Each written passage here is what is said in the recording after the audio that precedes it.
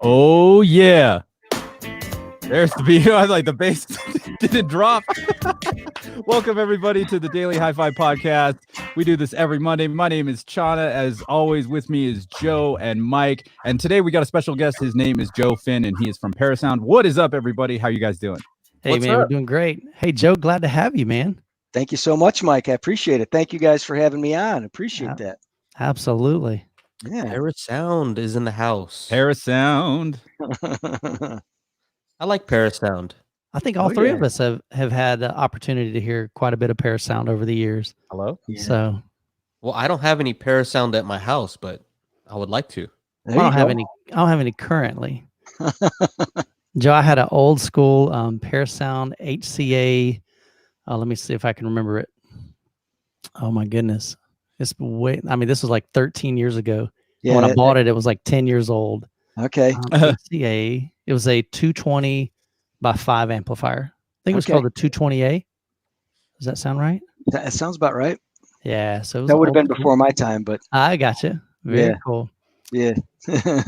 We jump right into it. Just keep in mind that we've been talking for a while. That's why we're like, I guess we should introduce, like, what do you do over there at Parasound? All that, you know what I mean? Yeah. Yeah, absolutely. So I'm the Eastern Regional Sales Manager, and I take care of export sales as well.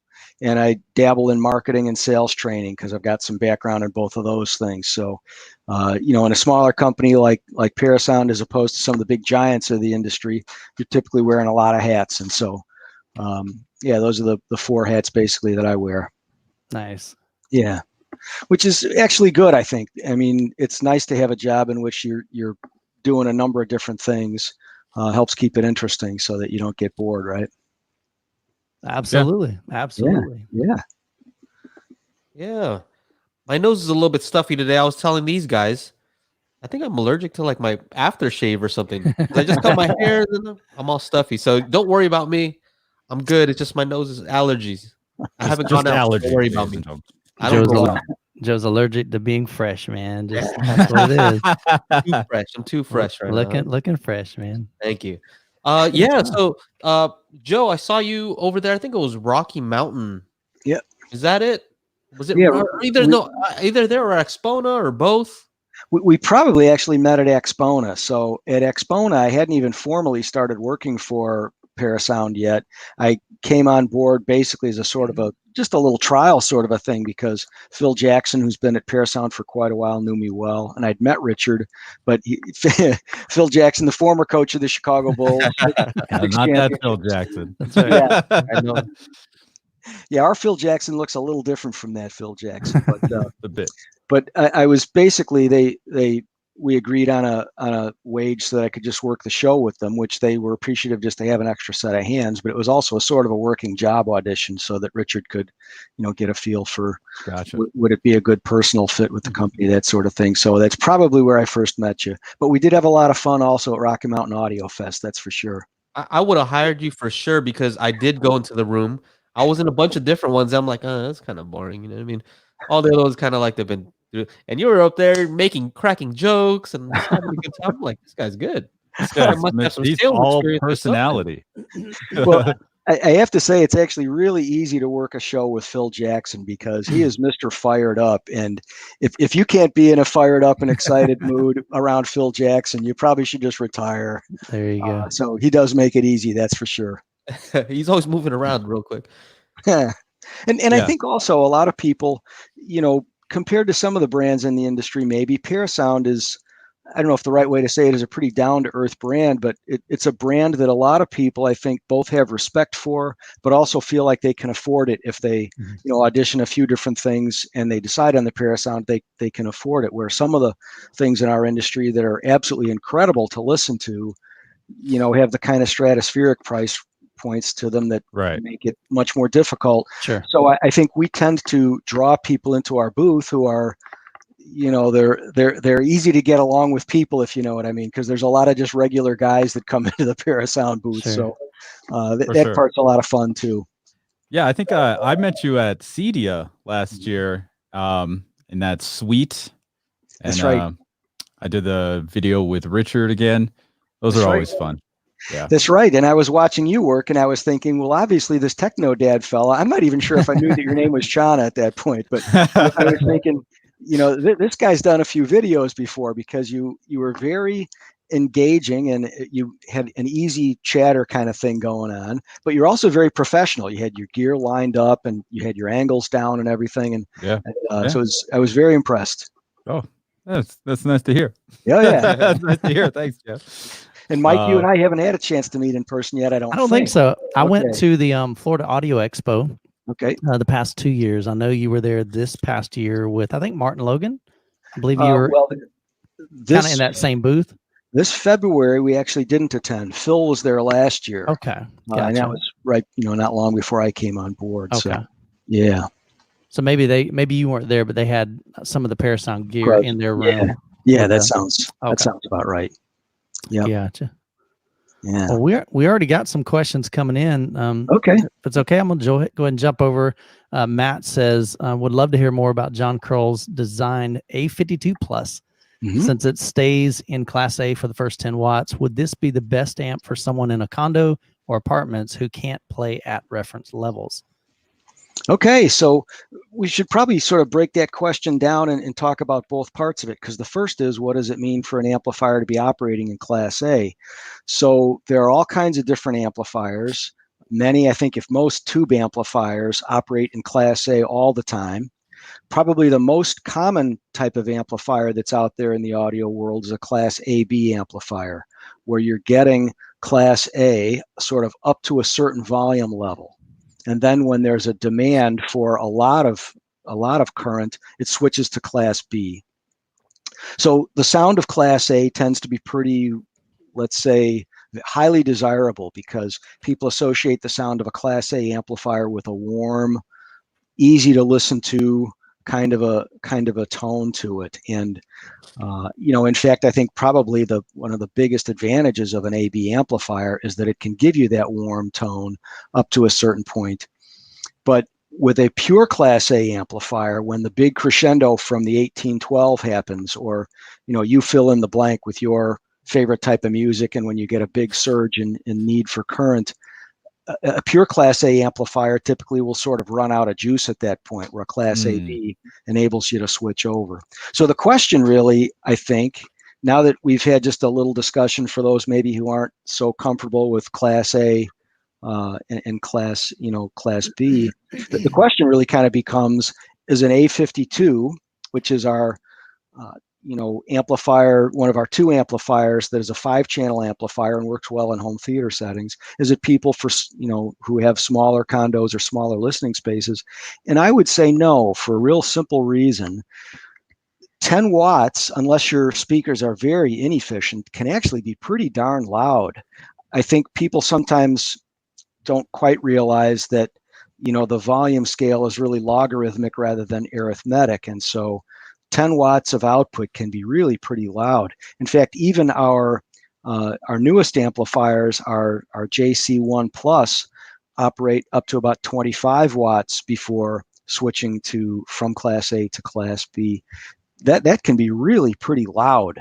So I would say that we have sold A52s and A51s both to people who are in fairly good sized listening rooms, and have more than happy results with the amount of volume you can get out of those guys. So, and if any of you three would like to jump in and make any extra comments about that, please feel free. There's a lot to be said about that subject, obviously. I have the A52 Plus, and it's been stellar performer. Even like right now, they're powering the height channels that I have. And the A51 is powering the ear level speakers I have. So, okay. Even when I had the A52 Plus on the ear level speakers, they're phenomenal on like the 6 ohm. Like the Martin Logans I have, they're like the fronts are 6 ohm, the center is 4 ohm, and the rears are 5 ohms. Yep. So it's like just a hodgepodge of power going on. So it's cool that the Parasound will deliver all the power, no problem. Of course, the Denon I'm using as the front end of that. So it's really nice. And when it's 2-channel, the A52 Plus with the Klipsch RF7 3s were fantastic. Yeah. Like it was putting out tons of power. And like I always say, I come home And like our parking lot is on the other side of the building from like where our front door and our patio is. And my wife had the patio door open, and I parked, on the other side of the building. I could just hear Cardi B being blasted from the parking lot. I'm like, is that from my house? Like, what's going on? And she's just in the kitchen with a spatula in her hand, like dancing around. So it was pretty funny, So and at low levels, that thing is awesome as well. So it's something that's very versatile. Yeah, I think. Yeah, I had the A52 Plus, I guess about 2 years ago when I reviewed it on my channel. And so I have clip speakers, so they're very, very efficient. And like you said, it doesn't take much to get those cranking. But I also have the RF7. So I've got La Scalas, which are really, really efficient. But then I also kind of paired those up like Chana did with a 3-channel setup. I used actually, no, I guess I still had 5 because I had the RF7 3s and then the RC64 3. So they've got like dual 10-inch woofers in them. And like Chana said, I mean, just incredible amount of clean power. Definitely a solid amplifier. So well built. Like I mentioned kind of a little bit earlier, I had an older Parasound that was probably 10 years old when I bought it. And then I had it like another 5 or 10 years after that. So definitely that's one thing I think that Parasound really prides yourself in the fact that you make amplifiers that last, Yeah, that's been a real hallmark of Parasound. We get questions from people, sometimes with 20, 30-year-old Parasound pieces wanting to know if we still have parts. And sometimes we do and sometimes we don't. But sure. But yeah, building an amplifier that I think a part of the value proposition of a Parasound, quite frankly, is that we want to build products that once you've purchased them will really last you a long, long time, and you won't feel the need to go out and replace them. So and I forgot, by the way, to thank Matt for that question, because that very first question was really a good one. Yeah, absolutely. Well, talking about build, another question here from Felix is Parasound built in the USA? Thank you, Felix, for asking. Actually, Parasound is all designed here in the USA. Our engineers are in Northern California and San Francisco area, but it is not built here. And certainly, in fact, all of our products basically are built in Taiwan. We've been using some of the same factories in Taiwan literally for decades now, because I think if you build offshore, one of the biggest concerns, of course, is, are we getting the consistent quality control that we need? And so the fact that we've been lucky enough to partner with basically the same 3 factories for decades now has been very helpful to us, because there are, of course, vendors in various industries, not just in audio, who will sort of shop around for, we need to get X built.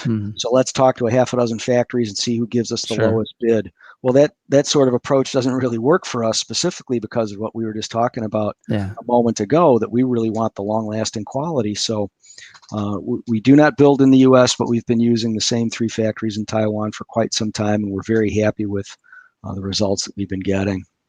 One thing I want to say about Parasound is it's one of those companies where I think it's high end in the sense where you kind of something that you aspire to have, but it's attainable. Right? Because some of the stuff that I see at these shows, you're like, wow, that's cool. Never mind. Never happening. You see the price, right? But these are in that range where, like, you can afford that. Yeah. You may have to save up for a while, and it makes you appreciate it that much more, But it's not like, oh, I need to sell my car to get this amp. Or my kidney. Well, in fact, I think that's really the Yamaha approach. I'm sorry, we've got a question here about Yamaha. So I had Yamaha in the brain. The Parasound approach is to listen to and audition some of the absolute best products in whichever category, be it a phono preamp, because we have some very good ones in that category, or a preamp or an amplifier, but then ask the engineering question, how can we get as close as possible to that level, but keep the money as modest as possible? So we're totally okay with somebody saying, well, I don't think the Parasound amp is the absolute best amp. You could buy an XYZ. Well, that's okay. We like having products that are even more expensive than Parasound, that have potentially even higher performance, as long as we can offer 4/5 or 9/10 of that performance at a price level where a lot of people feel very comfortable spending. So that's really the mentality that we have for all of our products, is the best value that we can possibly build in for the money. Yeah, and I think you guys really did something cool with your new Classic 200 integrated amp for $1,200 from Parasound. I think is that your least expensive amplifier? There's a question right there from Jen. Is Parasound going Class D anytime soon? So Yeah, very, very good, Joe. Thank you for pointing that out. Actually, the new Classic 200, Chana, that you just mentioned, is a Class D amplifier. 10 or 15 years ago, we really weren't aware of anybody who could make a Class D module that really worked and really sounded great. Now, Class D, because of its advantages of running cool and not taking up a lot of physical space, those are some huge advantages. And now, because there are so many different people in the amplifier world who are taking a serious look at it. So we're using some modules that we're getting from a company based in Denmark, and really, really good sounding for the money. In fact, John, at the Rocky Mountain Audio Fest in October, where you guys all were at that one, I think we had people coming by our room just kind of amazed that we had a $7,500 total system, including the new Classic 200 integrated amplifier, which is only 1U high, so there's not much to it. But people just were kind of in shock about the kind of sound we could deliver for $7,500. So we definitely are proud of taking the approach that we want to give you the most sound for the money. In Jen Kidd's question, though, is Parasound going Class D anytime soon? The way we think of it is, what's the right tool for the job? So our latest amplifier, for example, the JC1 Plus, there's no way we could achieve what we want to achieve sonically by using Class D. So it kind of depends on the price point and the result that we're trying to get to as to whether we will use Class D or not. And just to be clear, when you say your system over there was 7,500, what was that including? Because I don't want people to get confused. Sure. So it was $7,500 all told. We had a rack from Norstone. We had a CD player. It wasn't the Marantz. CD player. We had a streamer. The cabling, everything that was involved. It was a total $7,500 system. I just didn't want people to think that was that speakers and everything. Yeah.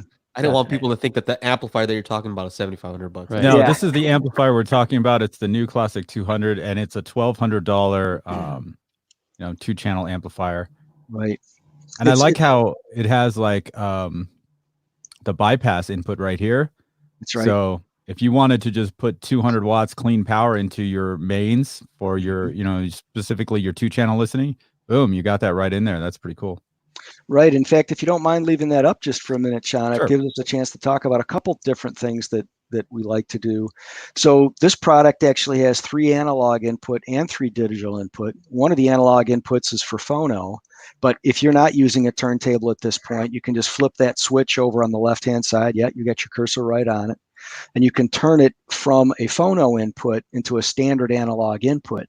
So that really adds a lot of flexibility for, because obviously there are people who are just loving vinyl these days. Vinyl's made a huge comeback, but there are other people who didn't grow up with a vinyl collection and they're not going to invest in it. So this would give somebody like that an additional input to use. A second thing that I think is really cool about this is you mentioned the bypass input. That's really good. And adds to the flexibility of it. A third thing I think is being able to control subwoofers, from the remote control is really a nice advantage, because there are so many people who, they find a really nice bookshelf speaker that fits their budget, and okay, maybe it doesn't have the bottom end that they'd really love to have, but there's so much clarity in the range that it does have. Great. And then later on they add a subwoofer. Well, if you can control the subwoofer levels, from your remote control, that's a massive advantage. So this is, really a kind of a 2.1 approach, if you will. So, and it says high pass crossover there.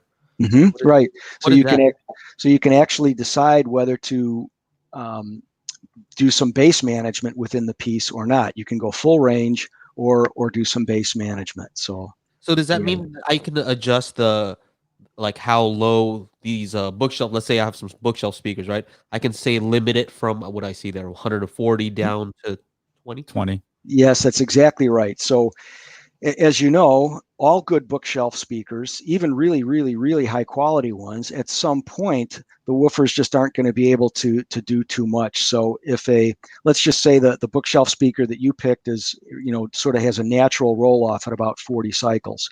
Well, if you're feeding that speaker full range, the woofers are going to, when they see a 25 or 20 hertz note, they're going to be trying like crazy to reproduce it, but they really can't. It's beyond their ability to do that.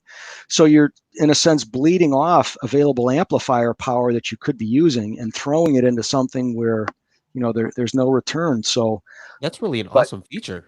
Yeah, it is. It is. Being able to do a little bit of bass management in an integrated amp is a wonderful feature.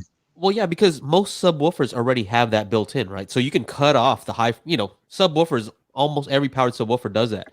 But a lot of amps do not have a high pass.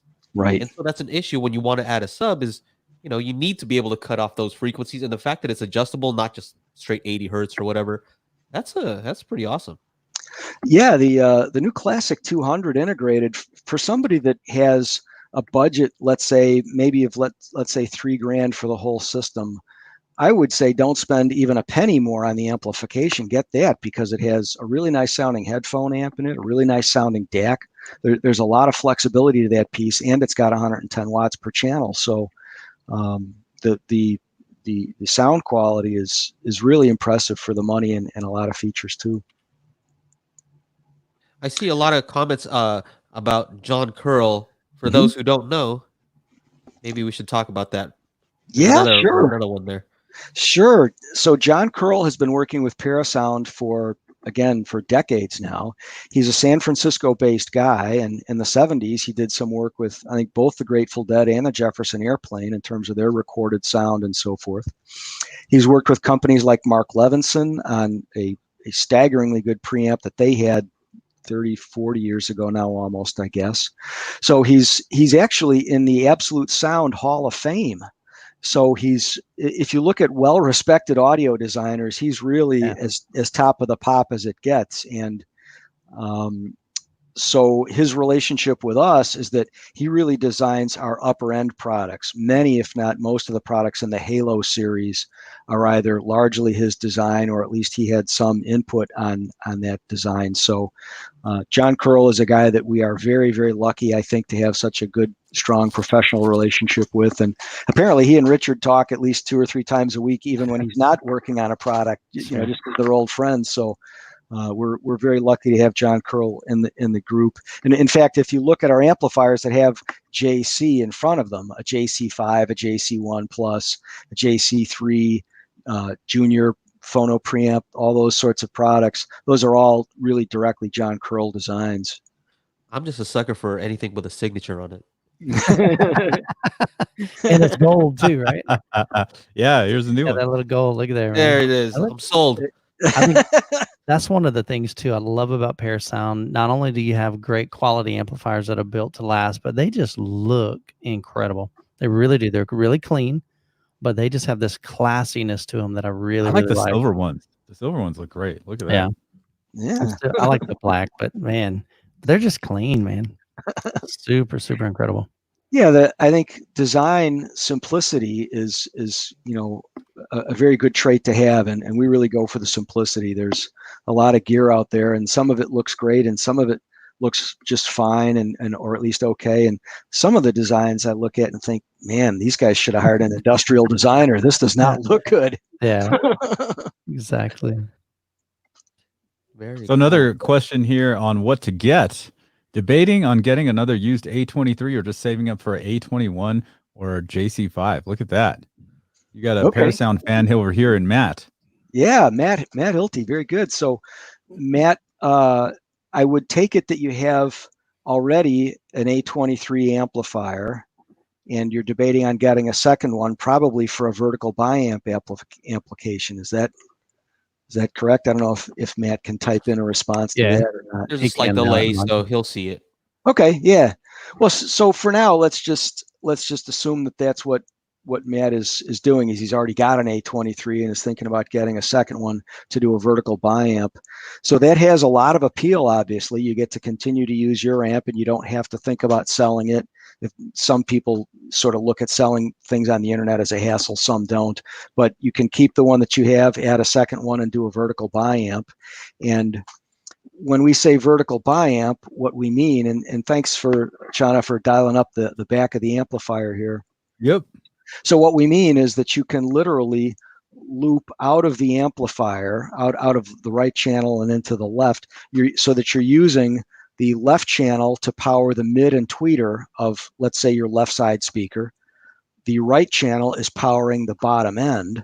So you're using the two channels of the amplifier, not in a traditional left and right stereo application anymore, but in this, again, what we call vertical bi-amp.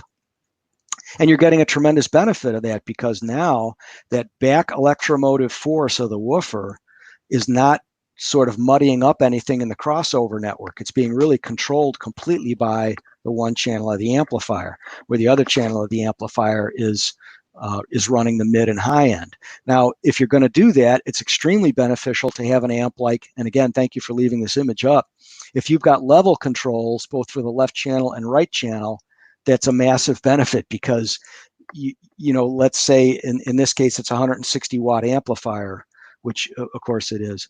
So you may not need the exact same amount of power to the woofers as to the mid tweets. Sure. Well, no problem. Now you can adjust, you know, relative the mid tweeter amplification relative to the bass amplification for the woofers, and yeah, this is a feature that I think is a really cool one, and pretty much all now of our better amplifiers are getting this kind of a treatment from us, because it's a really nice thing to be able to do.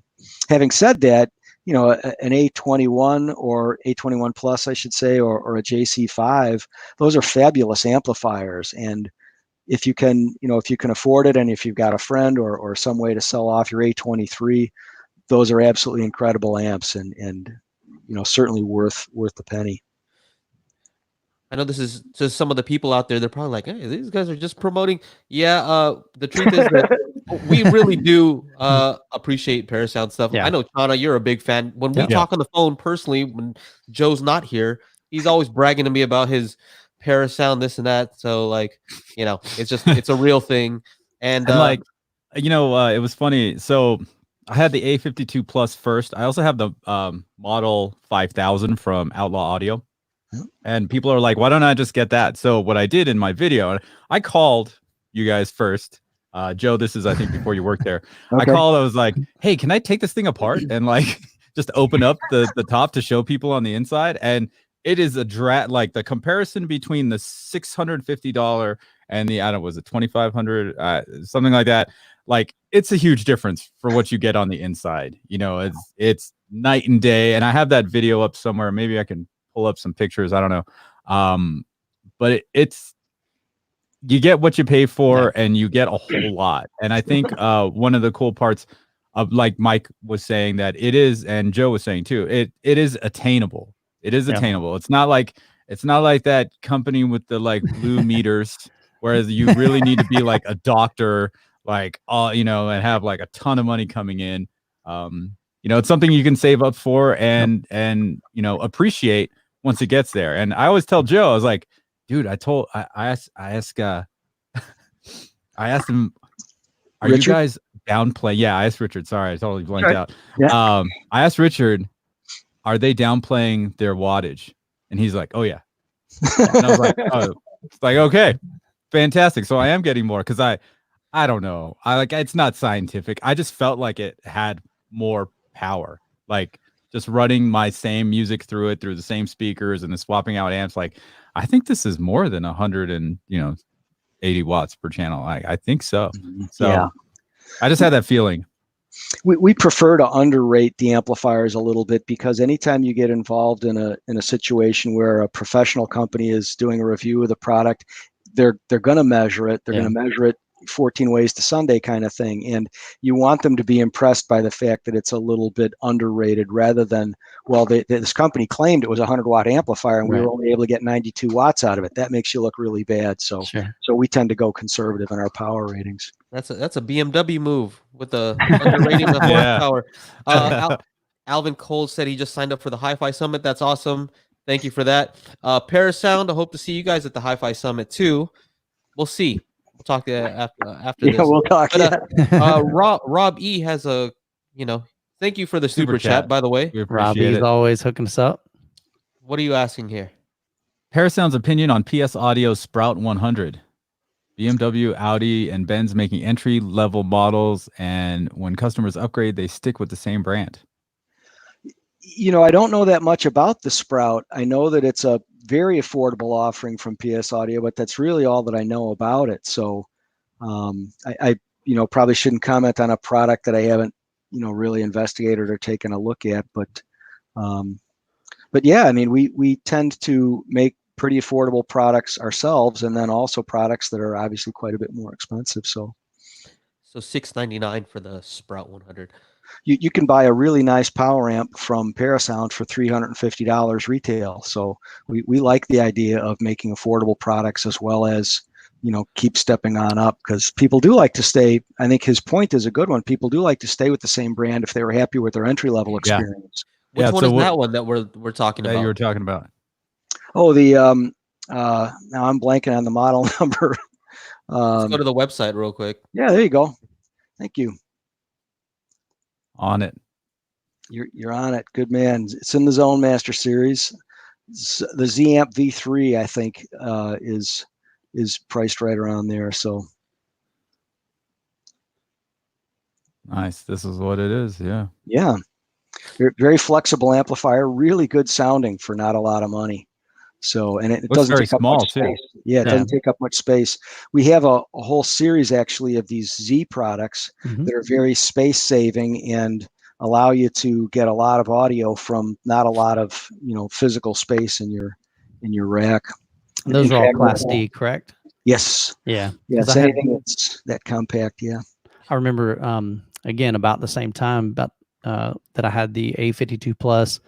You guys sent me the 2350. Okay. Yep. Back up one, Shauna. Yeah. 2350 is a great amplifier. Yeah, there you go. And it was surprising because, at that time I was still kind of like, really a Class D, holy cow, dude. I mean, lots of clean power. Once again, same build quality. I mean, just a fantastic amp, but you would think, okay, maybe this is for, not really a 2-channel setup. This is more, like a second zone or something, but not necessarily true. You could definitely do that. And that was, I think, one of the first ones you came out in that series that had that crossover ability. Yes. So that was definitely a big kind of step forward for Parasound, I think. That's right. So at 350 watts per channel, it's a very high power amplifier. And there are some applications, of course, where really that's exactly the thing that you need. It's just a really high powered and yet running pretty cool, because it is a rather than a Class AB amplifier, it's a Class D amplifier. So we got a few questions, and one super chat by Ahmad. Thank you for the support. And the question is about 240 volts. Yeah, so we have, because I do the export side of the business for Parasound as well, we have, not in every single export country, of course, but in a lot of export countries now, we've got a local distributor or representative who handles our products in 230 volt / 240 volt. Ahmad might be in England possibly if it's 240 volt. There's only a few places that go up to 240, but England is kind of notorious for having the voltage up that high. So so we do definitely make amplifiers, not in the standard 110, which we use here in America, but in the 230 and 240 volt sector as well. Very cool. Very cool. Yeah. And by the way, Matt did say thanks for answering his question. You're welcome, Matt. Super chat. So thank you, Matt, for that. Let's see. I think Straight 6 Supra. Okay.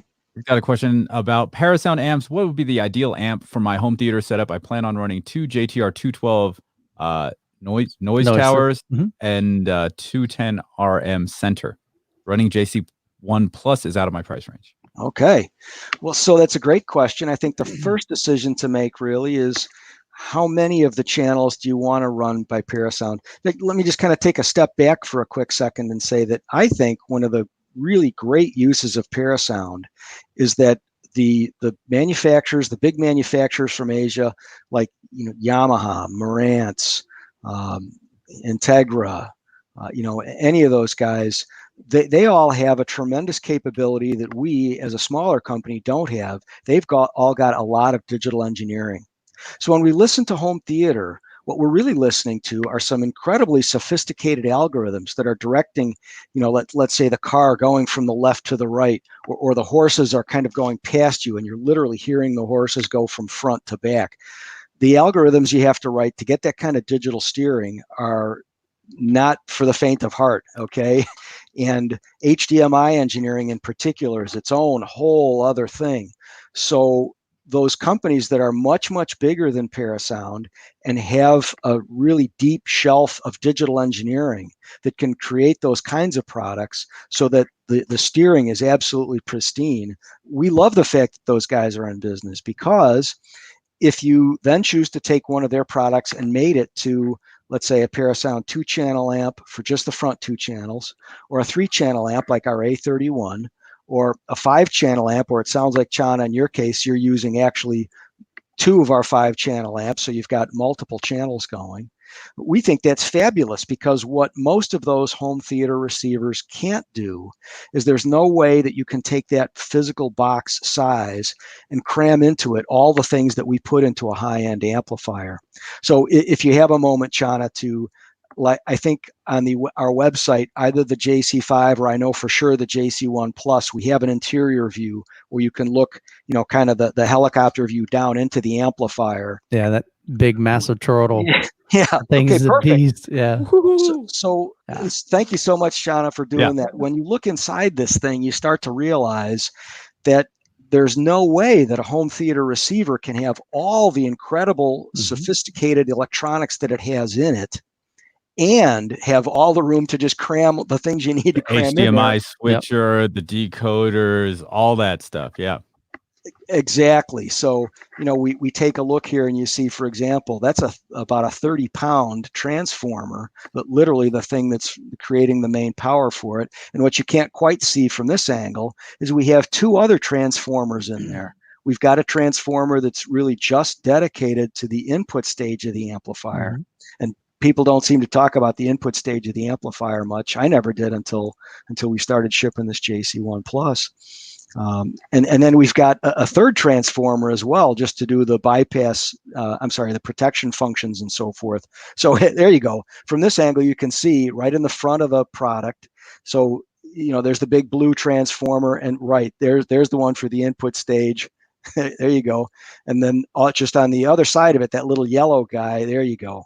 So 3 transformers in one box. And this is where I think it's just such a beautiful thing to take one of the home theater receivers from those well-esteemed brands, Sony and all those guys, and have that do all the digital steering in your system, but now bring a Parasound amplifier or 2, or however many you need to get done what you need to get done. I think, for example, the A31, where you've got left, center, and right. Yeah, that's a real typical application, because 250 watts. Yeah, it's a brute. Yeah, that is a beast right there. So I'm laughing at Kanga Empire says, "Damn boy, she thick." That's how we talk about amplifiers on this on Daily Hi-Fi. There you go. Damn boy, she thick. Notice what else is on the back of that. 2 handles. Right. Yeah. But you know what? I had I have the 51, so that's the 5-channel. The 5-channel version of this. It also has handles, but I'm telling you right now, it doesn't help. It really doesn't help, because it's all front loaded and heavy. I mean, here's the 5-channel version. Right. Like, it's just, there's like, I mean, I tried. It took a while to get it up on my table when I was shooting the video.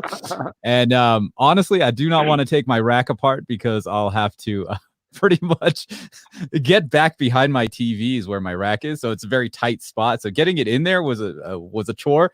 It's not leaving. It's just staying there, and things not going anywhere. Here I was thinking that John curl was so that you could just literally literally curl it.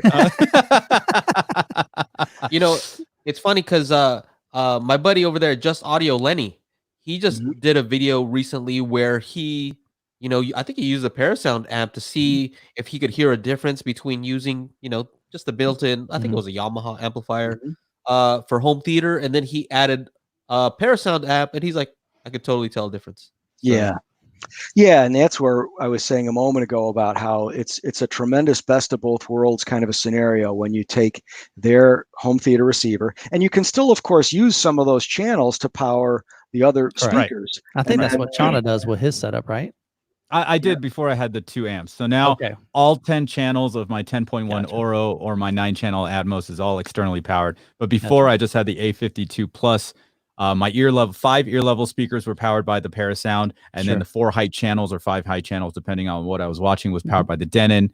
And I see questions in here a lot. Like people are like, well, what does Parasound have that's a 3-channel amplifier? It's the A31. It's 250 watts per channel, into 8 ohms, and it's really big. It's also fairly expensive. If you wanted to go down to the A52 Plus, which is a 5-channel amplifier, it's less expensive, and you can still just run only 3 channels on there, and it'll be like more wattage than you were running the 2 channels. Mhm. hey, Joe, just let Richard and Phil know that I think I can make a little bit of room here. If you want to send an app, just I'll clear right. out some stuff Yeah. just for you guys. Don't worry, I got you. We'll That take sounded care like of a you. plug for free goods. That's right. Yeah. Well, Joe, one thing that I think is interesting about Parasound, a lot of companies try to honestly get into too many different markets, instead of specializing in what they do best. And I think that's one of the greatness about Parasound is that you have kind of stayed in that lane. It's like we found what we are incredible at, and we're just going to continue to do that, and like I said, you don't see that a lot in a lot of companies. A lot of companies they're doing good in this, and they're like, oh, wait a minute, now there's a market over here. Let's go after that. And then they go after this, and eventually, honestly, it starts. they dilute it, right? Yeah, and it starts affecting those other products. And so I think your business model of just focusing on incredible amplification, I think that's definitely a testament to Parasound's legacy. Well, thank you, Mike. And in truth, that was a lesson that we had to stub our toes a couple times, I think, to learn, because we did have for a while, tuner, CD player. We were manufacturing sources as well, but it really proved out. All manufacturers, of course, will look at the sales figures every month. Okay, we're selling a lot of these, a pretty good number of these, not so many of these. Yeah. And some of those products, you could just tell by the sales figures that it wasn't really our market. And so I think there is really something to be said in specializing in the things that you're good at. And I see a request about this. I don't know, does one of you guys want to read the... Oh, I request from most owners, Parasound really needs to put a switch on the back to turn off all LEDs on the front. So this is for dark room view. Where's his other? Here it is. I have to have my foot in a specific angle to block the LED when listening in a dark room. So it's basically the light emitting from the front of the amplifier. They want a way to get rid of that. Well, so 2 things I would say, 38 Special. First off, of course, thank you very much for asking the question. The first thing I would say is we now are starting to put dimming switches to the things that we're doing with LED, and I think in the future you'll probably see that as well. The second thing is, and this may sound like a really well, it is a really simple fix. The black electrical tape that growing up in Chicago, yeah, that's true. we would put around the hockey sticks. If you just put a little, tiny piece of black electrical tape over the LED, you don't have to deal with it. Now, obviously, that's not an ideal solution, but it will actually, solve the problem for you if you are bothered by the light. It almost seems weird putting electrical tape on like this sweet Parasound amp. You're like, I know. It works. It's functional, but definitely not desired probably most, because your equipment is kind of one that you want to present. Yeah. You want it to be out in front. You want people to see it. You won't put it behind, a cabinet. You want it to put it on display because it truly can be a showpiece. John's got his behind the TV. And its front is facing the wall because I have to access the connection. So I don't see it at all. John's like, I ain't messing with that. Yeah. That's funny. Here's another question from Okay. Garrett. I'm sure he saw all the THX branding on the back of those amplifiers. So his question is, what does the THX brand bring for Parasound? Yeah, so it's an interesting question, actually. So first off, kudos to the guys at THX, because they're really in the 80s or early 80s, let's say, there were no real standards for what theaters. And remember that THX is a technology that started in the movie theater and then kind of moved into the home situation. The sort of apocryphal story goes that some of the guys who were involved in making the Star Wars movie went to a theater to see it, and they were so underwhelmed by what they heard, because there was just this tremendous sense of disappointment that they felt. We spent all this time and energy and technology being able to bring an incredible sounding experience, and here we are in this theater. So maybe it wasn't a real state-of-the-art theater, maybe it was just a little neighborhood movie theater or something, but they felt like, yes, we're getting all the visual that we tried to do in our movie, but we're not coming close to getting the audio. Yeah. And that's where they really started putting standards to what a reproduced theater would be like. And that's really where, using subwoofers in a large scale way, that really migrated again from the movie theater experience into our current home theaters. Now, of course, home theater users love to get on forums and trade ideas about which subwoofer. I myself worked for Velodyne for 7 years and really enjoyed that experience a ton, by the way. Good subwoofers can make a tremendous difference to the performance either of a home theater system or a two-channel system. In fact, I think a lot of guys shy away from using subwoofers in two-channel, and they shouldn't. If you take the time necessary to blend the subwoofers in so you can't tell where the bass is coming from, subwoofers in a two-channel system can be fabulous. So now back to Garrett's question, what does the THX brand bring for Parasound?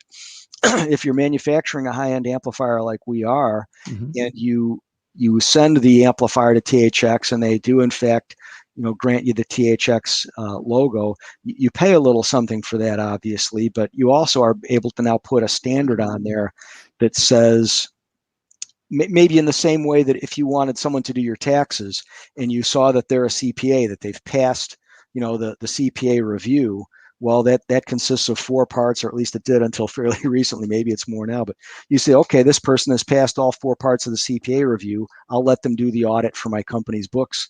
It's kind of the same thing with the THX testing. It verifies that this amplifier is capable of doing all the things that are really necessary to give you a great sound quality. Now, you probably have a lot of amps that aren't. Are all your amps THX certified, or just some of them? No, they're not. Yeah, that's right. And a part of that, of course, really is a financial decision, because the THX logo, it's a very valuable service THX offers, but you do have to pay for it. So that's going to add something to the cost of the product. So, and I think one thing that some don't realize is that you can have an amplifier that meets THX certification, but you didn't necessarily pay the licensing for that particular product. Right. Like you said, thus saving some money for the consumer and for the company. Right. One of the most serious questions we ask ourselves at Parasound about every product we make is, are we making the right choices for this price point? Gotcha. Is there something else we should be doing at this price point to make this the best value that we can for the money? So there's a very important question I see from Red Car Guy. I saw that too. I was like, what does that even mean? Mug. Mike, you need to loosen up, Mike. I guess, man, I'm just hanging out, man, enjoying it. I think it's your angle. He doesn't like your camera angle right there. You look like you're looking down on people. Hey. I've got to figure out where I can get my camera, because I got this big 32-inch monitor, and so if I put it up high, then it looks weird looking down. So. Well, Mike, my camera is actually right in front of the monitor, and then I just moved the window up, so it's just it's right here. There's a camera. Yeah, monitor's right there. So Joe, now that you see what kind of people we have a good mix of people this in is here. Our guest, man. Are you ready to take some calls? Yeah, absolutely. Oh, see, he's ready for anything. You might get a question just like that. Yep, you never know. And while the call, let me put up the call situation. But right before I do that, how much does XLR connection really matter over RCA when only going a couple of feet? Good question. Okay. Thank you, Rockhurst. That's a great question. So there's kind of two answers to it. One is that obviously XLR is the method of connection of choice in the professional world, because you may be running, 150 feet from the stage back to the mixing board, that kind of thing. And obviously the benefit of XLR cables versus a standard RCA cable is you get better immunity from noise and those sorts of things. Having said that, so really, if you're only running a couple feet, you don't have any, like a 1 meter cable, a 3-foot cable, basically, you don't have any real worry at all that you're going to be picking up hum and noise and those kinds of things in the cable because the distance is so short. Mm-hmm. Having said that, in most of our products, you're going to get, not all, but most of our products, you're going to get about a 6 dB bump in output if you're using an XLR connection versus the RCA connection. So the ability to get a little bit more out of the product by using an XLR cable rather than an RCA cable is something that you might want to take a look at. Yeah. And why is that? Why is that? It's a technical thing having to do with how the cable is laid out internally and balance versus it has 3 cables inside there, whereas the unbalanced has 2. Yep. That kind of thing. Yeah. So even though some say they're XLR, some of the connections are actually not balanced on some amplifiers. So if it's not truly a balanced port on the back of that amplifier, or pre-pro, then you're not getting the benefit of the XLR being a balanced cable. So that's also something you need to look into. And I've heard that less expensive amplifiers sometimes have an XLR connection, but it's not necessarily balanced. Kind of cheap out on that. Right. And I think this is where, we love when consumers write us, email us, call us, and ask questions. And I just saw that one from my 2 cats. Could be. But, this is really where we love answering questions for consumers, but we really try to always pair them up with a local Parasound dealer, because that local dealer is going to have all kinds of insight about, at this kind of price range, take this cable. If you want to step up to that kind of price range, use this cable and that sort of thing. So, yeah. Yeah, very good. Now, you mentioned Chicago. This is not a technical question, but have you watched The Last Dance? I have not watched The Last Dance, but I don't live in Chicago now. In 2011, when Velodyne kind of went in a completely different direction and we all lost our jobs, I moved here to Baltimore on the East Coast to work for the guys at Definitive Technology. Probably some of your listeners own Definitive Technology speakers. Sure. And had a lot of fun working for them, and then did a few other things in the industry and wound up here at Parasound. So, but I am from Chicago originally, and I miss my hometown. Well, you definitely got to check that out. It's an awesome documentary. Okay. We have somebody. You're on the air. What's your name? What's your question? Where are you calling from? Yeah. Hey, I'm calling from the San Francisco Bay Area.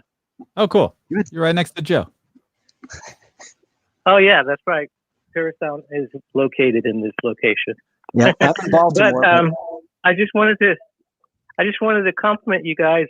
You're finally getting some serious equipment on your podcast. Serious. Yeah. Your equipment now. So I'm an audiophile for like 30 years, and I've always owned a separate component. I've never owned a receiver, and because of the fact that receivers are mainly designed for small areas, they can't fill a room with sound because of the fact that they're don't have enough current to deliver to the speaker system in all cases. So it's my opinion that if you're going to have a serious home theater, you're going to need a lot of current delivered to your speaker system.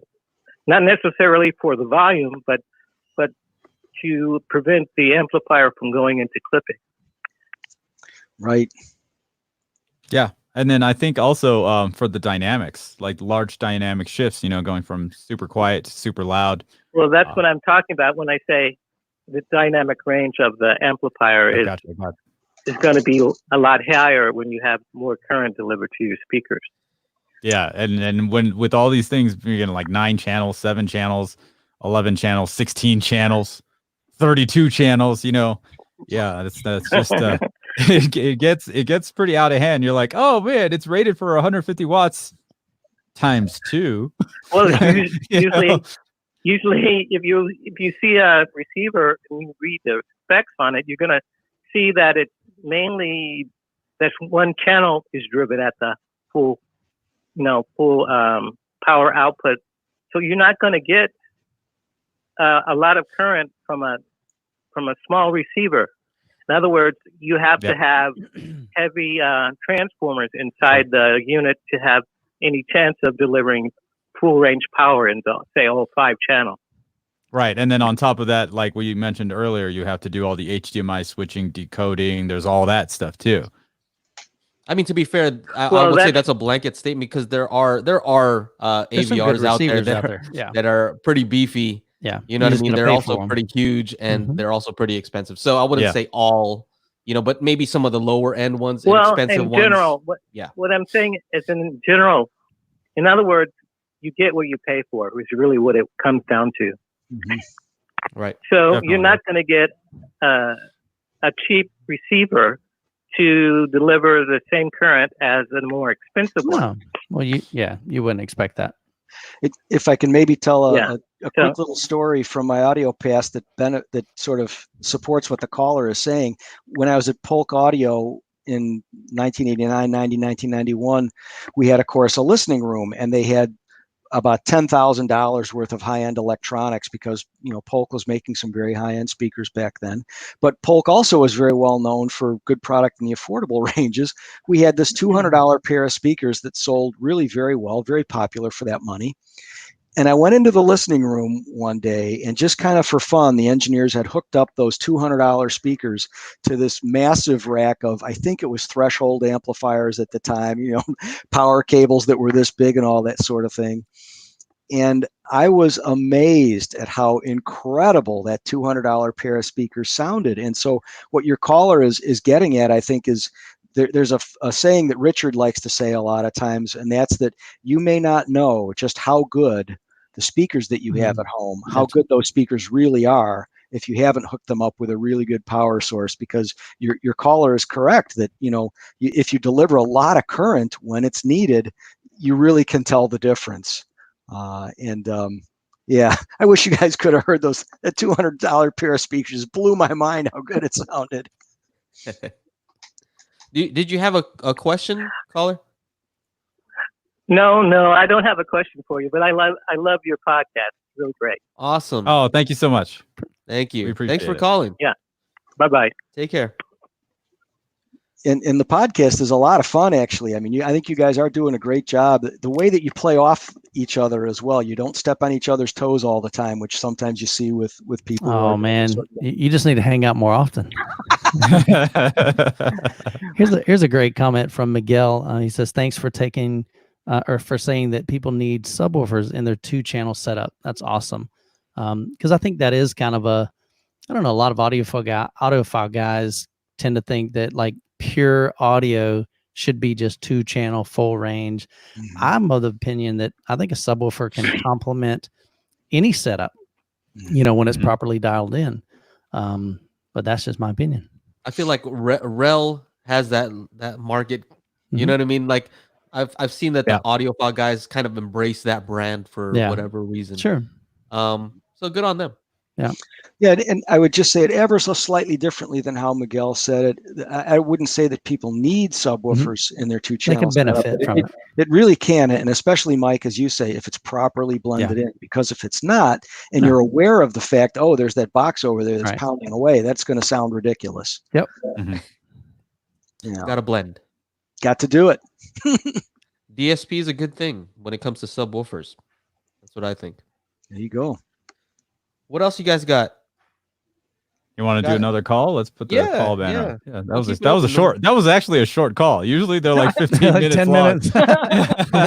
Just like, where What? are they going with it? I know Joe can handle it. You know what I mean? Handle Yeah, he's anything. good. He's Thank good you to for go. saying so. Another thing I want to touch on, or I will touch on, as someone was asking about how does THX benefit the brand. I think overall, whenever I reach out to companies and like speaker companies, and I was like, hey, can you send over, some speakers for me to review, especially M&K THX company. They were like, oh, what do you have to power it? I'm like, I have a Parasound. They're like, yeah, sure. Like there was no question, no hesitation. Yeah, okay, yeah. Which ones do you want? It was fantastic. Got a caller? Yes, caller, you are on the air. Yeah. Okay. What's your name? Where are you calling from? I'm Matt, and I'm calling from Massachusetts. Hey, Matt, good to have you on the show, man. What's your question? Yeah, thanks. I'm confused here because I'm in front of the computer and I'm seeing you in front of me, so I'm going to go over there. Yeah, just mute that one. Yeah, I'm the guy that wrote the first question about the John Curl and the A52 Plus and the Class A amp. And what was happening when you were talking, when he was answering me, there was all kinds of weird kind of double exposure on my call, so I couldn't understand quite what he was saying. Okay. I really want to buy a Parasound, and I got not a small room, but I'm in a condo. I go up about 75 dB, is about as high as I can go. Mm-hmm. I'm powering my Polk LSIM 707s and 706 with a Yamaha 2080. But which one of these should I buy? I'm totally at your mercy. You tell me what to get, I'll get, because I love the Parasound. You guys have flipped me over on this Youthman and Techno with your reviews. So is A52 Plus a good one?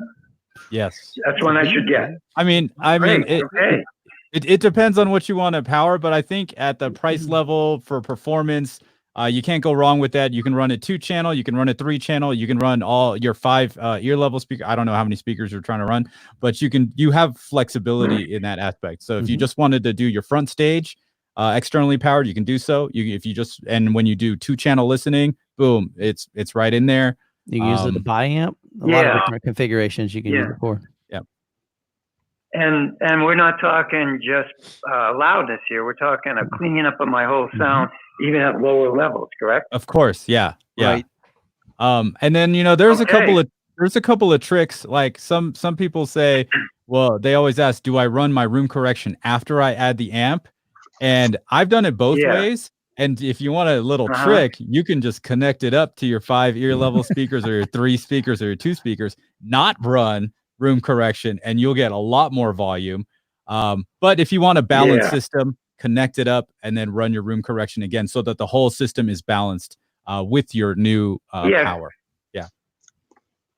That's great because if I go any more volume, I'm going to lose a house. So I don't want to get kicked out. One thing I noticed that when I added the A52 Plus to the my clip speakers, the RF73s, even at lower volume, you're going to get more bottom end. It's very, very controlled. So you don't necessarily have to be just like cranking it like you would on a receiver to be able to get those, woofers really, really moving. So I think in that respect, definitely you can get, even good, solid, clear, tight bass, from, even at lower volumes. It doesn't have to be huge volumes.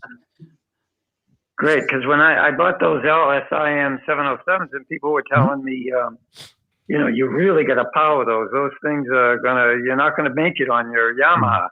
And they seem okay, but at the same time, I want to see what the next level is. Sure. That's what this is all about, right? And Matt, you said that you watched some of Techno Dad and Youthman's videos, and that kind of nudged you towards that direction. Oh, absolutely. They were great. The Parasound A52, the both of you guys, when you did those reviews, I was totally rooted to the screen. I said, I got to get this. Well, it's good. It's good, Joe, that you guys didn't send me one yet. Otherwise, Matt would already have one at his house. No. There you go. Well, remember what we talked about? Everybody saving up, he's putting some money aside a little bit here and there. He's been waiting. So that's what he's doing. So Matt, I'm gonna drop a link to Paducah Home Theater. Contact them. They got the best. They got the best Parasound pricing around. That's on my. Whose channel are you watching on? Are you watching on everyone's channel or Yeah, Mike's? I went on to that the one you told us to try there. The Daily Daily Hi-Fi. Hi-Fi. yeah, and that's what got me the echo. I had to get off that for some reason. It was double echoing all over the place. I couldn't understand anything, so I shut off my browser and came back up on. I think I'm on Technos right now. I think and you I'm had fine. two tabs The sound open, is maybe. fine. Yeah, it could have been. Yes, it was. Probably had two All right. tabs Well, open. I'll Okay, just have this great. go out on all of them. So the link will be on all channels. But yeah, contact Paducah Okay. Home Theater for the best Parasound pricing. Matt, one thing I I will might do, and thanks you guys. Matt, So No problem. Joe has a comment for you. Matt, I just want to interject one thing real quickly. That if your main, I love the 707s, by the way. That's oftentimes people will ask me, what do you think of this or that product? And sometimes I don't have any familiarity with it, so I can't even comment. But I think the 707 is a wonderful speaker. But if your main interest really is left, center, right, then you want to take a real look at our A31, because that's a 3-channel amplifier for LCR, but it would be even more powerful and even more powerful, and might be even a better bet for you, because really, as Mike was pointing out a little while ago, it's in the bottom end that the amplifier can make a huge difference, not just an overall volume level, but really being able to deliver the current to get the bass frequency sounding right. So if your main interest is in left, center, right, I'd strongly recommend the A31. Joe, Yeah, what is roughly it's the home difference in theater, pricing you know. is? It's home Sorry? theater. Okay. I said it's home theater that I'm going towards, so I could let the rest of them be powered by the Yamaha and just do the front three. I have to think about that. Yeah. Yeah. Okay. Joe, what's the difference in the price range in those two amplifiers? I think it's $500. Okay, so Yeah. they're pretty similar. Yeah, Gotcha. that's not an issue. It's just getting the best sound for my buck. That's all. Sure. Okay. There you go. Yep. I think with 240 watts per channel, that's a lot. I mean, Yeah, that might blow me right out of my condo. So I don't know. I don't think you would connect the 52 plus and go, man, I wish I had a little bit more. No, you won't. You'd just be like, wow. With No. either of the two, Yeah. either way, you can't Sure. go wrong I don't either think way. you would. Yeah. Well, cool, Okay, Matt. thank you very much, Appreciate guys. the call, man. Appreciate the Take call. care. Thanks, Matt. Thank you. Have a good one. Take You care. too. Bye now. Look at that. Does Parasound? Whew. Well, great Yeah, call. that was- Great call. Yeah, definitely. Yeah. Good stuff. So Rockhurst asked, does Parasound worry about losing sales because they are only a dealer type seller, not a direct seller? So that's a great question, Rockhurst. Thank you for asking it. I really kind of first became aware of people who were doing factory direct sales as opposed to using, dealers and a dealer network the traditional way, when I was at Parasound and we saw what the guys over at SVS are doing. And now I've got some friends who work at SVS. So there's, I think, a lot to be said for the consumer direct model, but I think there's a lot to be said for the model that we're using as well with traditional dealers. We certainly have some folks who can sell our products over the internet. So as you guys all know, lots and lots of customers have virtually stopped doing any kind of shopping except for getting on the keyboard and, oh, that looks good, I'll take one of those. And we want to be able to serve that kind of a customer. So we've got folks who can sell over the internet, and we love that type of approach. But I think that there is also, specifically in the audio business, a real benefit to being able to walk into a dealer and say, okay, what about this speaker versus that speaker? What if I take the money that I was going to dedicate to a better speaker and instead get a subwoofer? What about getting a better amplifier? If I listen to this Yamaha receiver and then I listen to the Yamaha receiver with an A51 or an A52 hooked up to it, can I really hear the difference?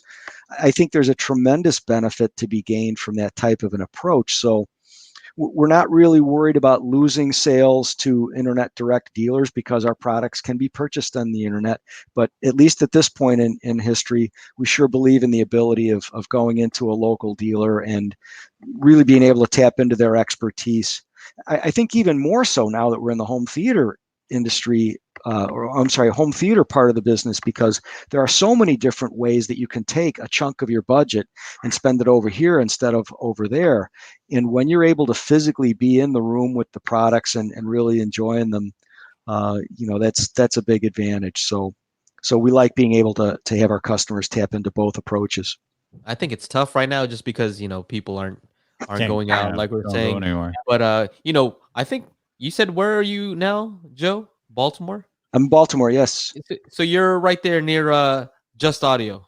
Oh near yeah, Lenny and them. Just Audio is maybe a half an hour from here, and in fact, in 2 weeks I'm supposed to go over and shoot some video stuff with Lenny. So he's a great guy. Yeah, and they carry Parasound gear. They do. Yep. They do. They're an interesting shop in that they were for so many years are just a repair shop, and they started realizing customers would ask them, "Well, do you have any products that have been repaired that you sell?" And then they started saying, "Well, what if we were to carry some real brands like Parasound and so forth that are, they essentially turned themselves into a retail shop with, this deep bench worth of repairing that they do." So. And they're all really nice people in that building. It was just a pleasure to be over there and work with them a little bit when I was over there a couple months ago. Yeah. So there's a question about HiFi Summit here. Just Audio, they will be at the HiFi Summit also. Still figuring out what they're going to do for a giveaway, so we'll figure that out. But Fred I think here you said something about like 6 JC1s or something. yeah, send out 6 of them. Fred asks, how's the HiFi Summit giveaway going to be? Is it going to be like a random winner from buying tickets? No, so it is going to be a random winner, but each company determines what their giveaway is and how they're going to run their giveaway, when the start and end dates are. But it's just going to be hosted on our platform. One thing is for sure is that you are not allowed to do a lottery. Only the government's allowed to do a lottery. So we can't say, hey, you have to buy something in order to enter. So it's no purchase necessary. But it will be hosted on the HiFi Summit. But like I said previously, the HiFi Summit, 5 days. Right now, if you buy before June, it's $24, $49 after that. One week left. But after the 5 days, it's open to everybody, so you'll be able to see what's going on the website. But you just might not be able to do some of the live interaction. Yeah. So there are things you're gonna miss. And of course, the after party DJ'd by me. He's gonna be rocking it. I hear he's pretty good. So Joe Chana is gonna be doing some DJing live for us. Cool. During the event, so it's gonna be good. That's gonna be great. Does Parasound have a showroom? So who's this? John Bustos. Does Parasound have a showroom open to the public for those who live locally? I'd like to demo some of their new classic products. Thanks for the awesome podcast. So, and thank you 3 again for the awesome podcast. I'm having fun being on this. Awesome, John, great. Oh, absolutely. John, it sounds like you're probably in the San Francisco area because, of course, our home base is in San Francisco. We actually don't have a demo/showroom kind of a room set up in that facility at this point, simply because of the way it's configured. It is basically a warehouse that they sort of built an office space above it. So there's kind of a second floor, if you will, where there's, some desks and some phones and so forth. But we don't have really a showroom open to the public there. But we do have a dealer locator on our website. So depending on exactly where you're at, you can just go to, www.parasound.com. And then in the upper right-hand section, there's a little banner that talks about finding a dealer. It says authorized dealers. And if you click that, you can type in your zip code and it will direct you to the nearest dealer. You're all over the place. Look at you. Yeah, we're lucky to have a nice dealer network set up. And, this kind of goes back to the last question that we had about if you have an opportunity to go to a local dealer and really audition some products, I think it can be very helpful in the buying experience. Definitely. And just like you were saying earlier, when people you have like a pair of $200 speakers and then you put a lot of current through it, you're like, whoa, what's going on here? So it's definitely cool if people can experience that. Yeah, so sure. It is tough in these times to get somewhere, but maybe once we're in stage 3 or stage 4 and things are lifted, you can kind of go experience it, because you do have to experience it. And then I feel like I'm super lucky. What's up, D-Tasca? What's going on? I'm super lucky that I started this YouTube channel, because I actually have the opportunity for people to send me stuff, and then I can actually try them out and be like, oh, this is great. Oh, this is not so great. I thought it looked good on paper, but I didn't really like it. So, definitely fortunate in that way. Yeah, cool. I agree. Commander Russell says, "Why doesn't Parasound go direct?" I think you kind of answered that. Are you guys partially. are you guys a fairly small company? Parasound is a fairly small company compared to some of the big giants out there in the industry, and we've kind of got this nice little niche that we've got for ourselves of somebody who wants a better product but doesn't necessarily have the budget for the absolute best, absolute top shelf thing that's out there, and wants to get as close as they can for the money that they do have to spend. So we do have a nice little niche that we've carved out for ourselves, but we're not some sort of an industry giant with hundreds and hundreds of engineers, that kind of thing. Yeah. Kanga says to Joe Finn, "What system Parasound with what speakers surprised you the most?" I mean, for me, I was surprised with the Parasound that you had there, the one that new Classic 1200 was it, and the boot cart setup that you had. I was like, "What the heck?" Little bookshelf speakers. That was kind of crazy. But what do you? How about you? No, that was a great sounding system. We had the new Classic 200, which is a $1,200 integrated amplifier, running the boot carts, which were, I think they retailed for about $1,600 to $1,800 for the pair, if I remember correctly. This was a year ago at Expona, and that did sound really good. But I have to say that the setup that we had at Rocky Mountain Audio Fest this year just sounded mind blowing. That with the Tectons? Yeah, the huge Tectons. That's right. Those are huge. That's right. So there were $4,500 a pair for these Tecton Moab. Is the MOAB is the name of the speaker that we had, and it blew my mind how good it was. And we kept hearing, people would they kept coming back. We would have people that came in on Friday come back on Saturday, and sometimes come back on Sunday again, just so that they could. There you go. There's the Tecton Moabs, just so they could hear what a $7,500 system, including the rack and everything, yeah. So it was mind blowing how good that was. And I would say that Parasound system for me was the most surprising that I've ever heard. It was just ridiculous how good it sounded. Look, they got that video on their site, the video of RMAX. Yes. With the, yes. That's hilarious. Yeah. Great stuff. Great stuff. I know there's a question here that I could probably answer, but let's have Joe answer it. Will Parasound make a 7-channel amp? I think we'd love to make a 7-channel amplifier, because obviously, 5-channel is still, a lot of people buy 5-channel, but 7-channel is becoming more and more popular. One of the things that you do start to run into, of course, is the issue of what can you put into this physical chassis, this actual cabinet that you're dealing with. And so, a sort of a parallel question, and again, thank you, Agsman71 for asking, but a sort of a parallel question people ask us sometimes: are you planning on upgrading your A51 and A31 to plus versions anytime soon? And the answer is no, simply because that physical cabinet, there's really not more that we can do with those cabinets to upgrade the sound. So as much as we'd like to have a 7-channel amp, I would tell you that right now we don't have a 7-channel amp on the drawing board, at least not one that I've been made aware of. The engineers might be doing something, kind of in the back room, but it's really just a matter of how do you physically put everything into the box. Having said that, of course, you can always buy a 5-channel Parasound home theater amp and then pair it up with any of our 2-channel amps, of which we have plenty, and now you've got 7 channels. Yeah. I had asked Richard this before already, and same thing. It's just you physically you can't put all that into the same like widths of the whatever your TV rack or your TV stand.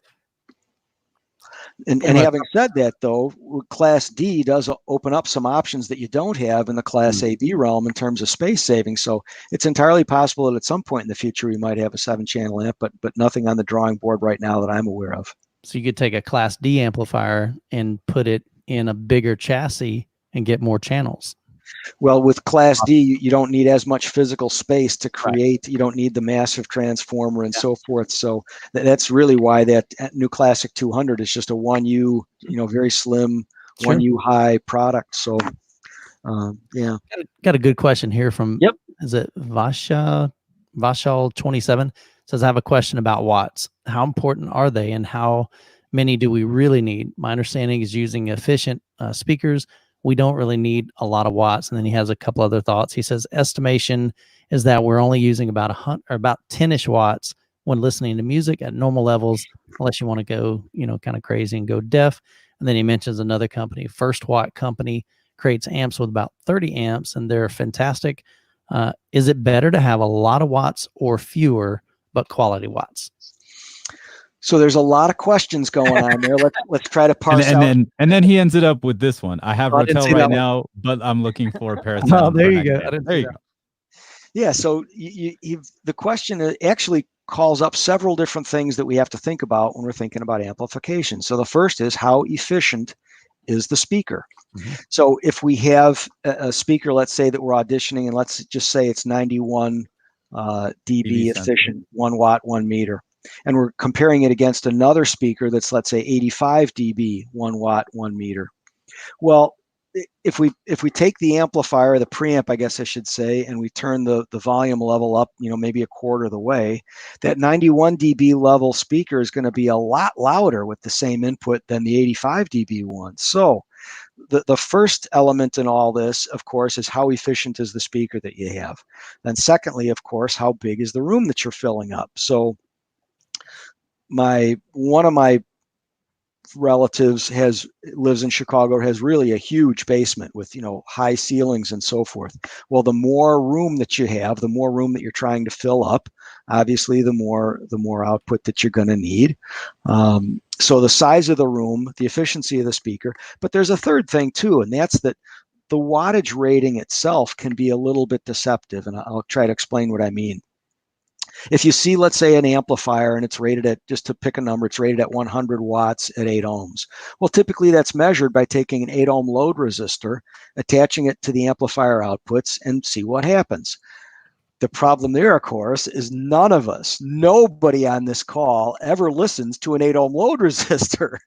Your loudspeakers are always going to be presenting this fluctuating load to the amplifier. So how well does the amplifier deliver current into a challenging load? And by challenging, I mean, of course, the more that you drop the impedance, you get down around 2 ohms. Now you're really stressing the amplifier, and you're really taxing its ability to deliver current. So rather than directly answer the question of how many watts do you need, I would say that wattage, in a sense, is very much secondary in my mind to what is the current delivering capability of the amplifier, and how stable is the amplifier into challenging impedance loads. But certainly one of the things that our not caller, but our listener has pointed out is that with most of the speakers that are out there, if you're actually listening with 10 watts of output, that could be really loud depending on what size of the room you're in. Mm-hmm. So that kind of, in fact, gets almost back to the very first question that we got asked about operating in Class A.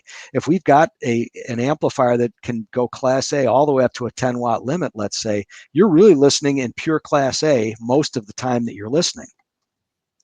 So a complicated question, but one I think I'm glad that your listener has asked, because there are so many confusing, or at least potentially confusing, elements to it. And I suppose I would just conclude all this by saying that if you have the Rotel now and you're looking at the Parasound, absolutely, I know what you should do. He's got the answer. You should buy 2 Parasounds. Right. Won't regret it. That's good hilarious. Stuff, man. That's a lot of information there. That's actually really good stuff, though. Yeah. And I think that's one thing that people don't realize, is that impedance lows, that's why they call it nominal impedance on a speaker typically. That's right. It just kind of means like an average. It's not going to be 8 ohms. It's not going to be 6 ohms. Certain speakers that I've owned, when you crank, mostly I think it's during the lower frequencies is what causes that lower impedance. So when you've got these really, really big bass heavy tracks, or a song, or maybe a music scale, or like a composition in like a movie, and you've got those really, really deep notes, that speaker is going to be drawing a lot more power from that amplifier. And like you said, if that amplifier doesn't have that beefy, kind of the guts on the internals, it's not going to be able to handle that very, very well. It's not going to sound as clean. Mm-hmm. You bet. Yep. Is there anything else, Joe, that you want to talk about specifically? Thank you for being on. And Appreciate it, thanks, man. This Joe. has been great. Oh, sure. Well, maybe I'll just share with your listeners a story from when I was about 8 years old that really is, in a sense, the reason I'm in this business. The Beatles were kind of happening when I was a young guy, and I had heard, a lot of different music on my parents' Zenith console that they had at home. But when the Beatles came out, I was so amazed. I was shopping with my mom one day. We were at Marshall Fields, which is a, kind of a Nordstrom type thing in Chicago. Mhm. And we're going up the escalator, and I thought, oh wow, they've got a live band at the top of the escalator. How cool is that? And I was all excited about seeing these musicians. And we got to the top of the escalator, and there was a Harman Kardon receiver and a pair of KLH speakers. And I just stood there staring at it, stunned, because I thought, wait a minute, we have a stereo at home, and our stereo at home doesn't sound anything like this. Why does this sound so much more like live music? And that fascination with how you could have electronic components that really come pretty close to recreating a live music, or as so many of your listeners right now have, they're able to create at realistic levels the movie that they saw. It's amazing to me and mind-blowing to me and exciting to me how we've got these wonderful components that when you match them up correctly, you can practically have the latest movie or Frank Zappa or whatever you like in your living room or in your basement. And I think that excitement about what we can do with electronics really has kind of driven, so much of my professional career. And I hope that I never lose that excitement about how great it can sound, because to me, whether you're talking about a $200 pair of speakers driven by a secondhand amp that you bought for $75, at a garage sale, or whether you're listening to a $500,000 worth of gear at Axpona, to me, it really is all about the music and, doing the best you can for the budget that you have with the music. But I hope I never lose that excitement for the musical event or the movie event that's going on. Well, that's awesome. I'm glad you were on. I know it's Memorial Day, and so no worries. Yeah, I had a good time, and you're awesome. Thank you. Answering questions. Incredible You obviously know your stuff. Absolutely. Yep. Thank you. I totally appreciate that you guys asked me to do this. It was a total pleasure. I really appreciated the different types of questions that your audience asked. I guess I wasn't expecting that we'd have such a wide range of questions, including this last one from the True Voice of Reason. Yeah, go ahead and answer it. Sure. True Voice of Reason says, Joe, do you ever do a Don Quixote tilt at windmill? That is, do you ever try something that people say you can't or shouldn't do just to see if you can do it? And my answer to that is absolutely. There's no reason to run a marathon, but when I was young, before I kind of blew my foot up, I ran marathons just to see if I could do it. When I was young and I'd been selling stereos at that point for about 4 years out of college, and I decided to move to Southern California. A number of my friends were asking, well, the economy's not that great right now. What if you don't get a job? Well, wait a second. What is life without adventure? All right. So thank you, True Voice of Reason, for asking that question. Yeah, that he actually asked that a few times. I finally was able to get it in because I was just like, what does this even mean? I'm like, you know what? Screw it. He put it in another 3 times. Let's go. And then he said, now I know I like you because you're a Zappa fan. Right, exactly. Yeah. Boy, that was Zappa's total approach to music, is he wrote things to challenge his band to see if they could play them, and some of the Zappa stuff is not as accessible, but when it really worked, Zappa's material was incredible. Yeah. Joe, got several questions just real quick. Maybe it's real quick regarding just the different classes. Matt Hilty says, what's Joe's opinion on the sound difference between a Class D and AB Parasound? And then I think there was another one a little bit later. Yeah. Is there a big benefit going with Class H or Class G versus traditional Class A, B amplifier? We get those questions like all the time. So kind of what's your take on that as far as some of those different Are there different sound signatures there, or is it more the application? Sure. So let's maybe just start with a really quick overview of the fact that a Class A amplifier is inherently very inefficient. In fact, amplification in general is inefficient. We're plugging an amp into the wall, right? And what's coming out of that wall socket, that pure current that's coming out of the wall socket, we're trying to translate into acoustical energy when it hits the speakers, because the speakers are moving back and forth. Well, it's an inherently very inefficient process. A lot of what's happening is getting thrown off as heat. And if you have a pure Class A amplifier, those are wonderful. But you notice, I'm sure you guys have noticed, that if you look for the very powerful Class A amplifiers, they tend to be very expensive because it's such an inefficient transfer of energy into electrical energy into acoustical energy. But they're so expensive because you can cook breakfast on them That's as well. what I was I mean, clearly. microwave at that point. You just lay it on top, cook your eggs. And they're huge too. Yeah. Right. But they can sound absolutely incredible. So, really a Class A/B amplifier or a Class D amplifier or a Class H and some of these other new amplifier technologies that are coming, they're sort of all different ways to try to address the problem of, can we build something that doesn't demand as much physical room, that doesn't create as much heat and throw it off in this inefficient process? That's really what a Class A/B amplifier, and then a Class D takes that to another level. Our again, that new Classic 200 integrated amp that's so darn good for $1,200 runs really kind of cool as a cucumber, unless you're really, hammering it hard. So and maybe, Miguel, this isn't perfectly answering your question, but what all these amplifier technologies are about are ways of trying to research, can we get better sound without having some of the compromises that we would have gotten 30 years ago or 40 years ago, and without, on the other hand, going to a pure Class A amplifier, because pure Class A amplifiers can sound wonderful. But then when you get that big, the 1812 overture or that big thump of bass that is called for by the movie, well, when you run out, that's going to create distortion. So that's why a Class A/B amplifier was created, right? I don't personally know that much about Class H amplifiers or Class G. I've read a little bit about them, but I wouldn't call myself an expert on those amplifier designs.